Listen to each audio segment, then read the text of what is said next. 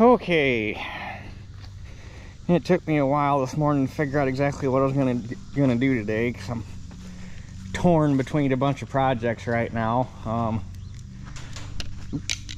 My initial plan was to start working on that, but we've got 2 days of thunderstorms coming up, and I didn't want to get the roof all stripped off of it and then have it rain on it with the roof open, for the sole reason that when they built this, they didn't cap the knee wall, and I didn't want water getting down inside the bricks. It'd probably, this time of year, it'd probably evaporate before it became a problem, but I still just would rather not have it get rained on if it didn't need to. So I decided against that. That'll probably be this weekend's project. We're supposed to be nice Saturday, and actually I take that back. We got three days of rain, because now they put Friday in. The Saturday and Sunday are supposed to be decent. It's supposed to be hot, but it's supposed to be sunny. So hopefully between Saturday and Sunday we can get the roof on that done and get to the point where I'm down to doors and windows.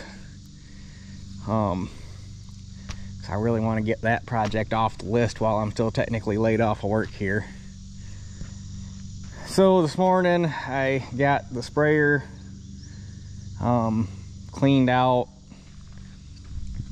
and winterized, and while I was letting it do its thing, I went and picked our first 2 rows of sweet corn that were ready and chopped the stalks. So our first 2 rows of sweet corn are gone. It basically overfilled a 5-gallon bucket, so way more than we could eat. And there's still 2 rows there's still part of one of the first 2 rows that was lagging behind. It's probably got another 4 or 5 days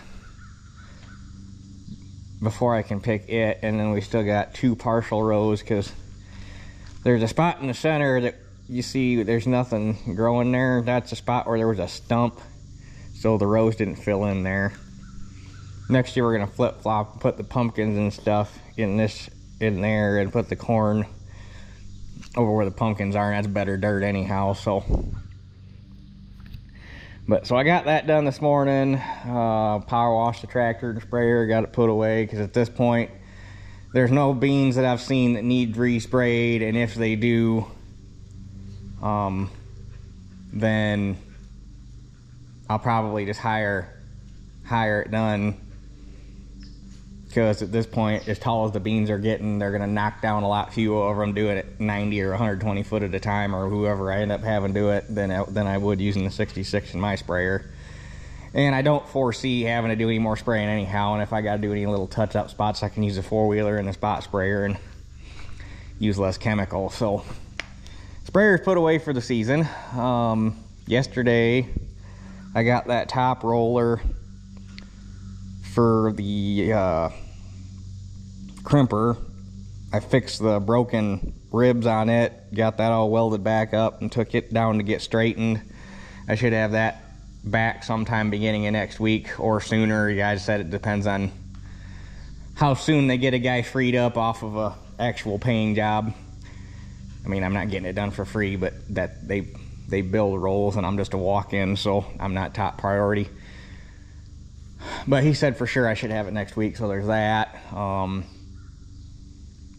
else did I do? Yeah, yesterday I had to change the oil in my truck and rotate my tires. I got the loader put back on the 1600. I did a bunch of, since I got a bunch left in the 4-wheeler sprayer, I sprayed all the weeds where that stuff's sitting next to the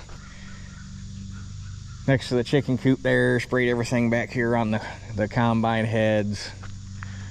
So, but today, this afternoon, because I didn't want to do it this morning while the dew was still on, gonna go grab the stalk chopper and go chop those 2 wheat fields, get the stubble knocked down so it can compost. I wanted to wait till later this afternoon after the dew burned off, that way you get a better chop out of it, since that stuff's kind of thick. So, but before we do that, I want to run the 1955 down and weigh it, because I'm going to take this to the tractor pull this year, since the T is that sounds like a helicopter. Nope, definitely not. Nope, crop duster. Big old air tractor. They don't look big when they're flying. When they're on the ground, they're big. They're big.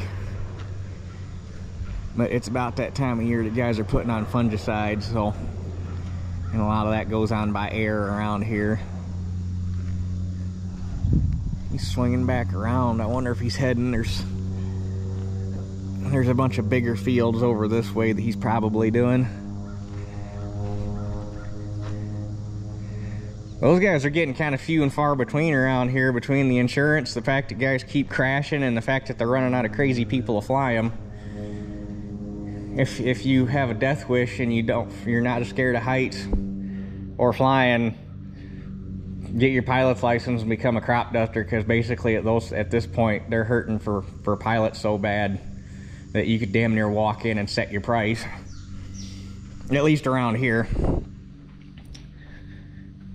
So anyhow, since the T is on the mend, I got the oil test results back from it, which I was gonna print it off and forgot, but I can pull the email back up here. I'm gonna drop my safety glasses and stay there.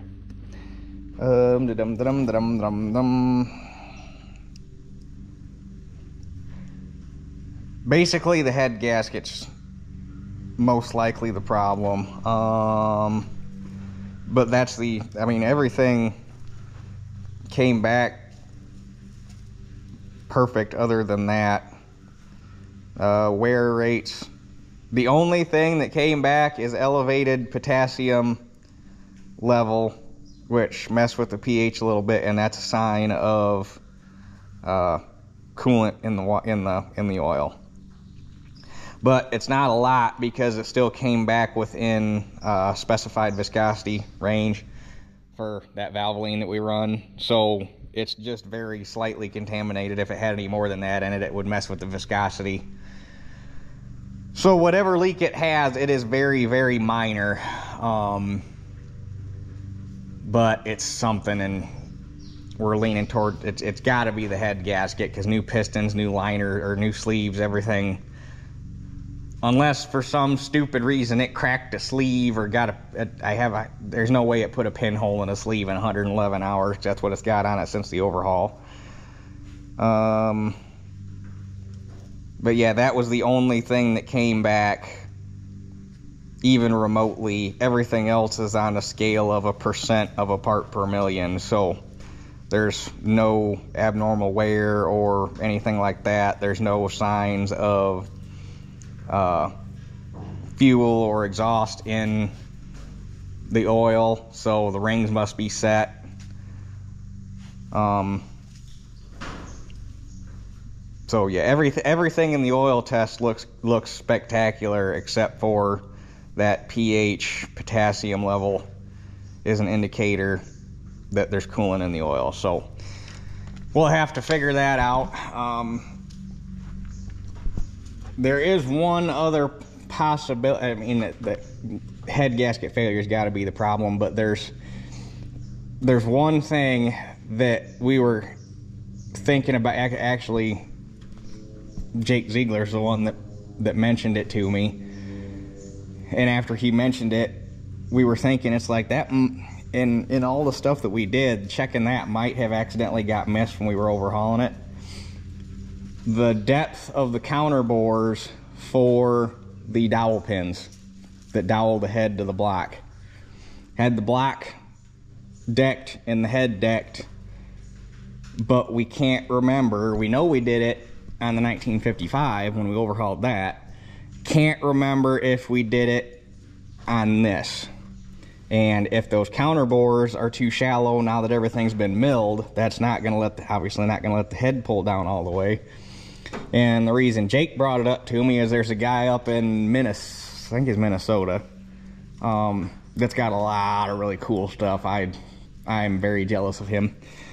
But he had an 1855 that kept popping head gaskets, and that turned out to be his problem. Was the counter bore for the dowel pins was too shallow, and it wasn't letting the head pull down all the way. So when we pull it, that's going to have to be something that gets checked. The head's been magnafluxed. It showed no signs of cracking. 111 hours ago. It doesn't get worked hard enough anymore. Pulling that planter is basically the extent of the heaviest work that it does. So I highly doubt it cracked a head. It's got to be something with a head gasket. I doubt it's a fire ring, just because it's not. I have a hard time believing it's blown into compression. It's got to be one of these. It's got to be one of these coolant or oil passages back here. It's got to be blown in between one of those again, which would be indicative of if that dowel pin back there, the counterbore's incorrect. So hopefully when we tear that apart we find a smoking gun, but I'm not going to tear into that right now. It's still mobile. It's still somewhat usable as it is. I'm just not going to use it much. Anyway, so that's why this is going to the tractor pull this year. So I want to take it down and weigh it, because I don't know if I've ever pulled it since I put 38s on it, and I know it hasn't been pulled since I shouldn't say that. I don't think I've pulled it since I put the deep treads on it. And if I have, it's been so long ago I can't remember, but regardless, I want to weigh it. Matter of fact, I know we have it. I don't think I've pulled it since we at least put these on here, because if I did pull it last time, it was with the old tires on it and the tires were loaded. And since then I've been pulling that, not this. So I know this hasn't been weighed since we put the deep treads on it and unloaded the rear tires. So that's why I want to take it down and weigh it, to get an idea where we're at, figure out if I can run the duals on it, or if I just need to, depending on which class. I'm hoping I can get it into the 12, because if that's what I pull that in. But the 55 rear end and everything's heavier. These tires by themselves are heavier. So I don't know if this will get into the 12 or not. Well, it probably will get into the 12. It's just a matter of how much room I've got to play with as far as adding weights and putting duals on and moving stuff around and whatnot. That you got plenty of room to play with. This, not so much. And then I forgot to mention it, I did take this down and weigh it several weeks ago. And without the duals on it, exactly the way it sits, the only thing is I didn't have a full tank of fuel in it, so probably figure an extra couple $100 for that if it's got a full tank of fuel. It weighed basically 15.5 the way it sits. So load-wise, it will fit on our gooseneck. Height-wise, you throw it up on there, and minus whatever the suspension's going to squat, which you won't know till you get it loaded, it'll be 13 foot even to the top of the exhaust. So it'll be under 13.6. It'll be underweight. So this thing can go to Rantoul next year, which will be cool. That's kind of the plan right now. It's just going to be a matter of finding somebody down there that would be willing to rent me a disc for the weekend, because I don't want to make more than one trip, and if this is on the trailer, then I can't haul the disc. So I have to find somebody down there with something that'll let me pull it for the weekend, which I know some people down there, so hopefully we can figure something out that's agreeable to everybody. So anyway, now that wow, I did not mean to talk for 15 freaking minutes. Now that all the exposition's out of the way here at the beginning, this should be good on oil, because it was fine when I brought it over here. I'm really glad I got that oil leak fixed, because this thing, since the beginning of spring, I have had to add oil to it. I had to put I think I put like a quart in it one time. And before I fixed that oil leak, which was in this menagerie of fittings and stuff right here, before I fixed that, she'd use like 2-3 quarts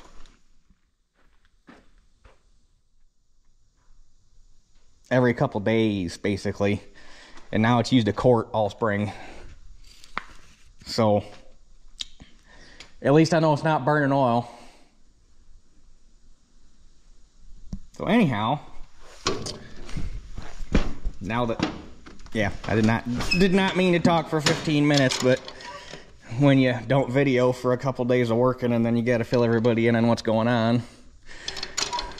Because there are people that are interested in what's going on. Next thing you know,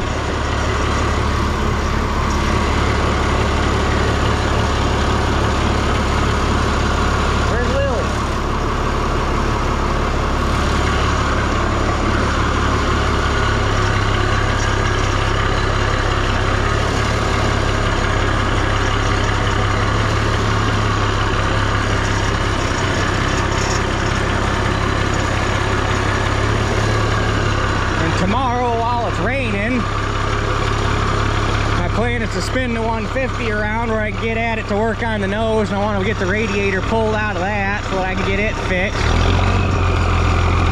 So if that project's out of the way. So anyhow, I gotta put the dogs inside and then we'll get rolling. I don't know if I'm close enough to see it on camera, but I was right.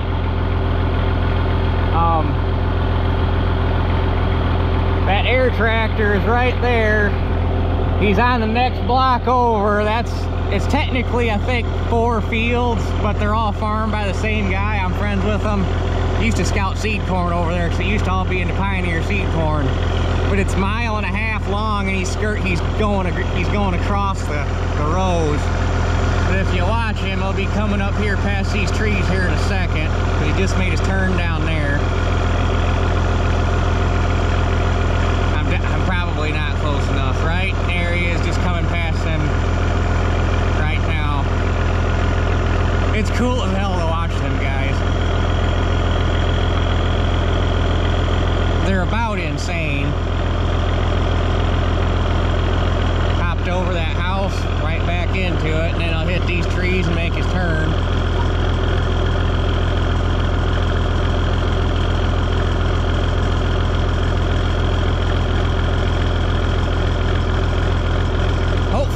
Showing up on camera.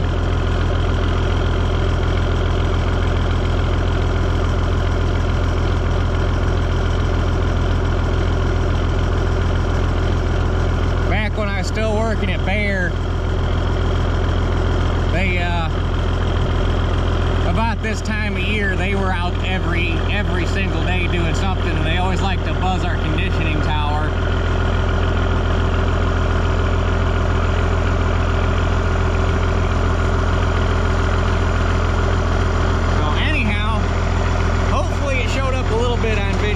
I couldn't get close enough fast enough because he's probably about done by now, but anyway, onwards.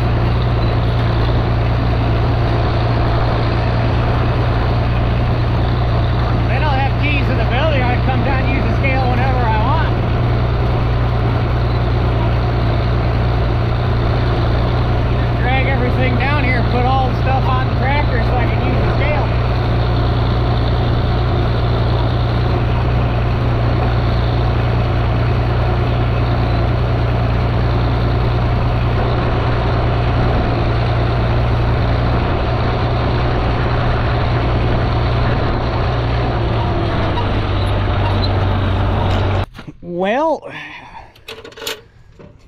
the old girl gonna have to go on a big diet. It'll get into the 12, but without me sitting on it, she's 11,360. So with me sitting on it is gonna be 460. Gonna be 11,510 because I'm 150 pounds.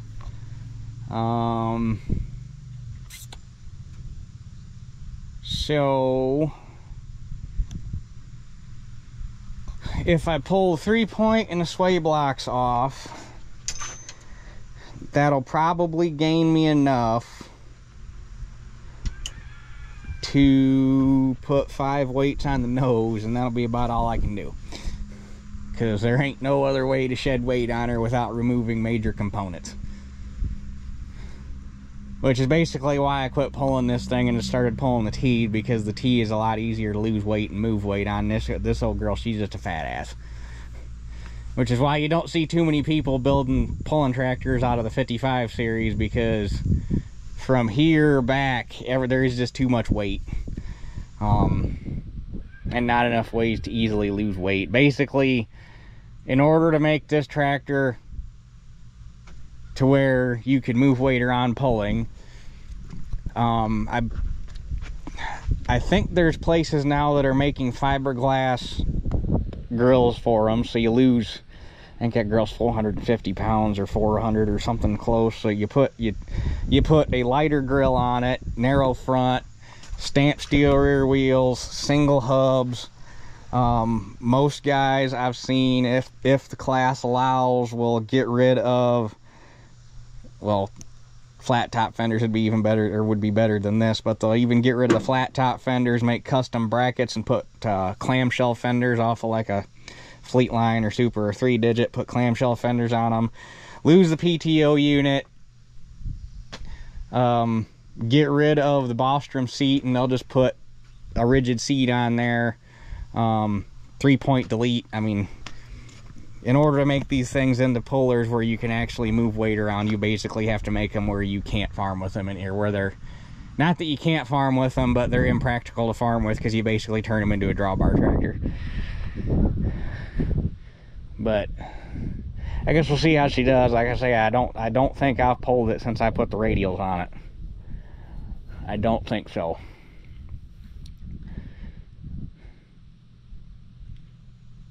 I'd have to go back and look, because if I did, I'm sure I got a video on it, but maybe not.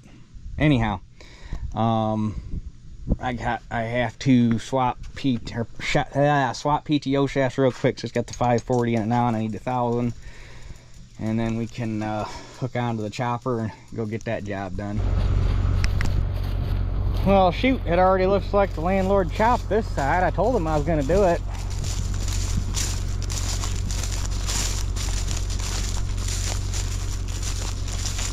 At least it sure looks like it, because I had more stubble standing than this.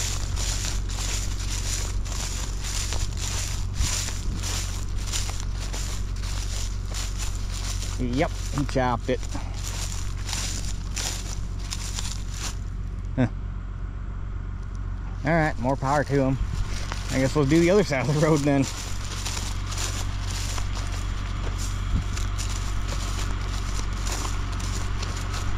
Works for me.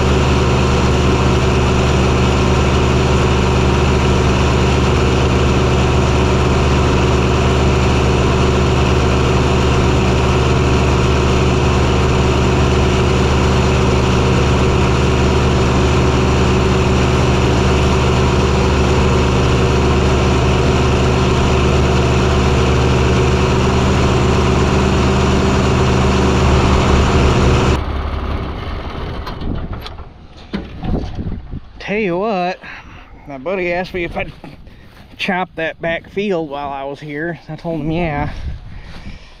Apparently I hit it at the wrong time. That tall stuff with the daisy heads on, it's called daisy fleabane, and I must have caught it right at pollination, or just after pollination, because all this seed and stuff and all these little, Lord knows what all's in there as far as bugs, but good thing there wasn't any more of it, 'cause the tractor was getting hot on me for obvious reasons.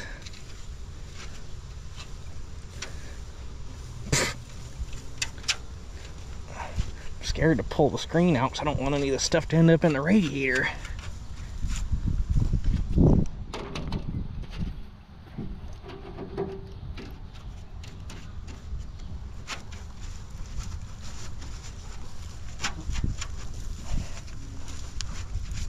So yeah, anyhow, get it out of there enough that she'll cool off, and blow it out with an air hose when I get back to the house. Good Lord, I'm covered in it, the tractor's covered in it, what a mess. But I don't want to pull that screen, because when you do it and it's that thick, it has a nasty habit of going back underneath the radiator, and then you start it up and everything's covered. This time not with the screen. Let's start it back up so she can start cooling off.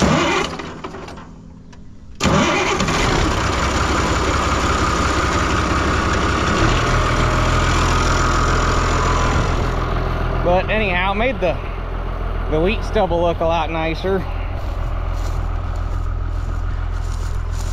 I did a pretty decent job of pulverizing the windrows that were left, so that stuff will start rotting down nice. And I'd like to come over here and at least disc it to knock some of the green stuff down, but my buddy's boy likes to, he's got one of those little kid-sized four-wheelers. I think he's got a dirt bike too. He likes riding out here when there's nothing out here, and I don't want to disc it and make it too rough for him, so we'll just leave it be. And if I got to come over and chop it again, I'll come over and chop it again. When you got kids that are interested in that kind of stuff at that young of an age, you gotta cultivate that, because you don't want them to turn into the kids that are gonna sit around in front of an Xbox all day and turn into a bunch of whiny little pansies that are useless to the world.